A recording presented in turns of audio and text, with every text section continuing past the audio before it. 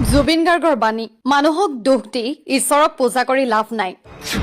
দুখীজনৰ মুখত হাঁহি বিৰিঙাব পাৰিলে ঈশ্বৰক সেৱা কৰা হয় কিতাপ নথকা জাতিক গামোচাই বচাব নোৱাৰে সংগীতৰ মাধ্যমেৰে মই মোৰ হৃদয়ৰ কথা প্ৰকাশ কৰো আৰু মানুহৰ হৃদয়ত স্থান পাওঁ চৰকাৰ আমিয়ে বনাও চৰকাৰে আমাক নবনায় ইণ্ডিয়াৰ যিমান ভাষা আছে পালি প্ৰাকৃত সংস্কৃতৰ পৰা আহিছে সেইটো ভাৰত চৰকাৰে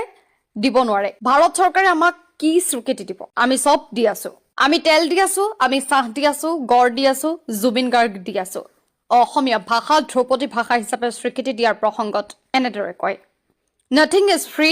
নট ইভেন ইয়ৰ ডেড মনত ৰাখিব আমি নতুন প্ৰজন্ম হয় আমি ইচ্ছা কৰিলে দেশ সলাবও পাৰো জ্বলাবও পাৰো মই মানুহ মোৰ কোনো জাতি নাই মোৰ কোনো ধৰ্ম নাই মোৰ কোনো ভগৱান নাই মই মুক্ত মই কাঞ্চনজংঘা কিছুমান টকাৰ ধনী কিছুমান মনৰ ধনী মই মনৰ ধনী বেছি ধনী মানুহৰ লগত থাকি লাভ নাই সঁচা কথা ধনীয়ে দুখীয়াৰ দুখ নুবুজে বলি কিয় লাগে বলি নিজক দিয়া যদিও শক্তিপীঠ হয় কামাখ্যা মায়ে বলি নিবিচাৰে মই সদায় এইটো কৈ আহিছো যে বলি বিধান বন্ধ কৰা প্ৰভু ঈশ্বৰ বুলি কোৱা শব্দটো মই বেয়া পাওঁ বুদ্ধিজীমত কয় বুদ্ধই কৈছে